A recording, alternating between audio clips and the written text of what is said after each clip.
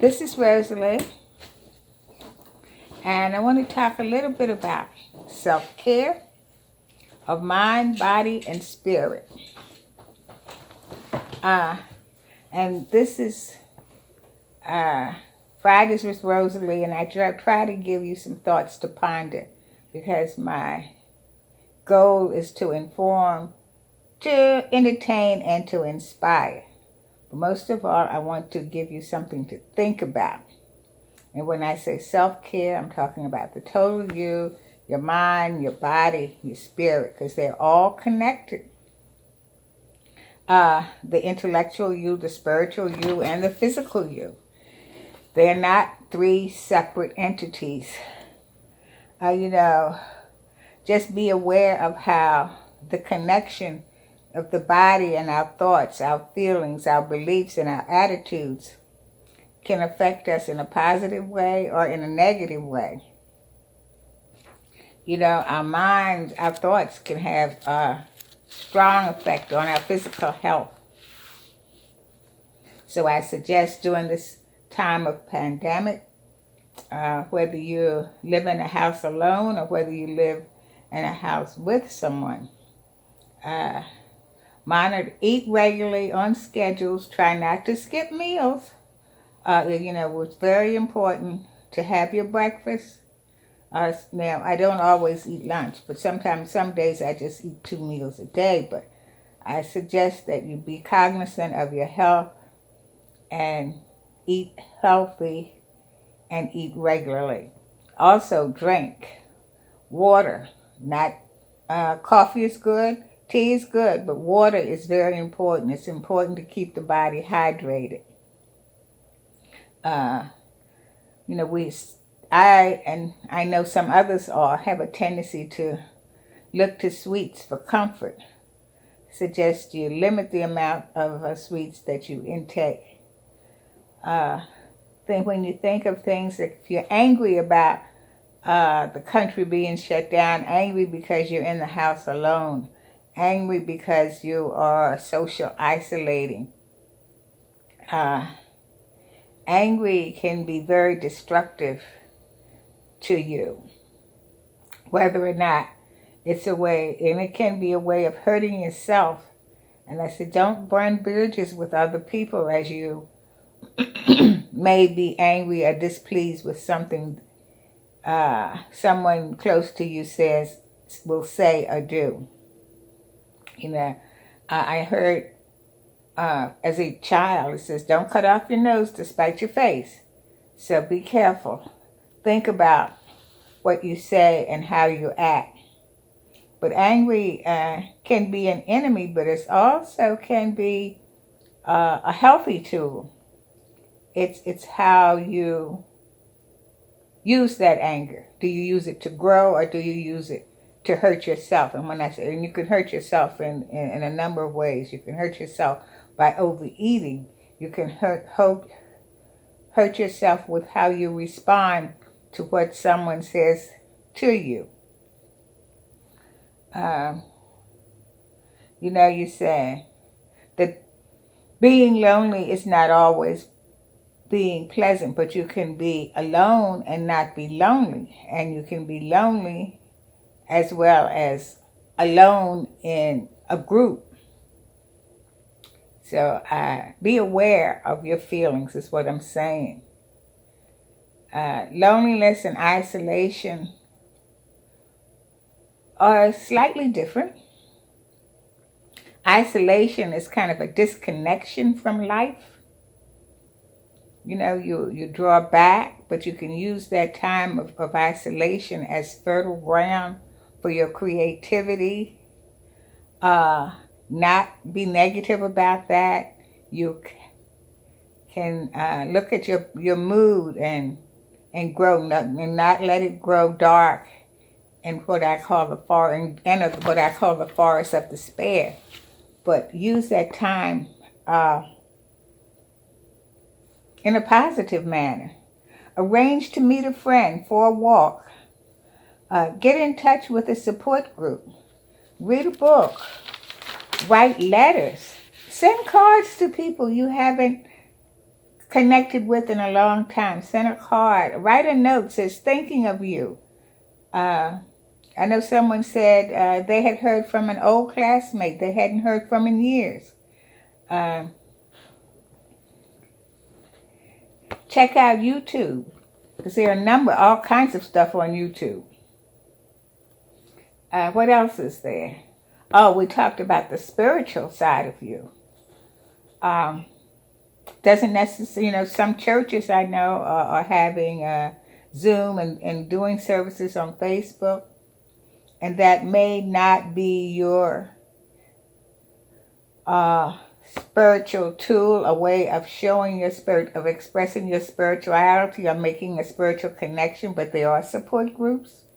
For those of you who know me know that I am grounded in 12-step programs, OA, AA, arts, and I used to be a part of adult children and dysfunctional families.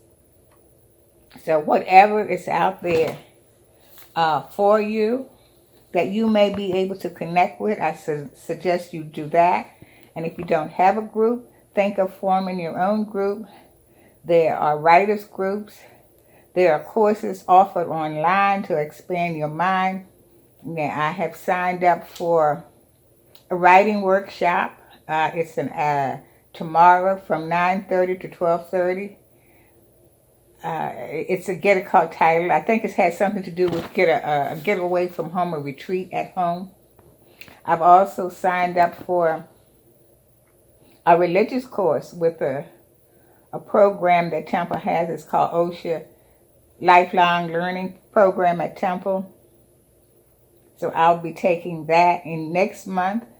I've never taken an online course, so this is all new for me. Some things I have forgotten in terms of the use of the computer because I don't use it that much anymore. And this will reconnect me, improve my computer skills. I will get to know some people that I haven't connected with before. The whole experience of learning online will be quite different, and I'm excited about that. In terms of spirituality, well, I do belong to an organized religion. I'm United Methodist, and I have been attending services online on Sunday mornings. I've also connected, as I said earlier, with 12-step programs. I only had one Zoom meeting with them, but I will stay connected, know that I have that resource available to me. Now, the events of life still continues, even though we are social isolating. And when I say the events of life, illness and death is not out of the equation. I learned that I have a great niece that's in the hospital, and I'm praying for her recovery. Life threw me a curve, a really, really strong curve on the 11th. My brother died unexpectedly of a heart attack. He was funeralized yesterday. When I got the news of his death, in that moment, I felt so alone. I didn't know what to do. I just said to the doctor when she said he died that morning, I said, well, what am I supposed to do now? I just felt so alone and so lost in that moment. There was a feeling that I had never had before. Yesterday, I was at his graveside, and I thought, well, who am I going to call now? I have no one. Who am I going to talk to? Because in my age group, in the family, I have one older brother, and there was 8 boys, and he's the only one left. There were 4 girls. I am the only one left. He lives in Florida. I live in Pennsylvania. We did not know this really have too much of a connection when we were growing up. So who do I talk to? And my cousin left me. She was kind of she didn't have a sister, and I grew up with when I wasn't connected to my sister. So she was like my older sister. And when I was when she was alive, I would come in from an event or come in from church, and she would be one of the first people I would call. She's gone. My aunts are gone. My uncles are gone. They're all gone. Take advantage of the moment. Take advantage of this moment and this time. I think at some point in my presentation that I mentioned there was a time when I was laid off from work for 23 minutes. And again, in that time, I took a computer course. I took a course because I knew that when I went back to work, I wanted to be in the medical field, even though I have a degree in human services, but I wanted to do something in the medical field. So I took a course, I don't know, medical technology. It has something to do with medical terminology. And God blessed me, and I got a job as a nursing home inspector, and I had to review records. So when I went to review records, I was quite familiar with medical terminology, and I knew I could go in and review a record and not have to ask too many questions of my coworkers, because I knew I had the basis of what I needed to know to do the job. I had what I needed to know to do the job. Don't, sleep late because you say, oh, I'm off now, I'm going to sleep late. You got to go back to work sometimes. So what I did when I was off for work, I got up and walked out the door. I walked for a mile in the morning. 6:30, 7 o'clock, I was out my door and walking. So when it was time for me to go back to work, and I had to be to work at 7:30, I was used to getting up early and going out the door. So from walking to working, that's all I did. Prepare yourself to go back to work, is what I'm saying. Take care of your body, take care of your mind, take care of your spirituality, and have a happy and blessed week. This is Rosalie. Stay safe, stay healthy, stay hydrated. Be good to yourself. Be kind to others. See you again soon.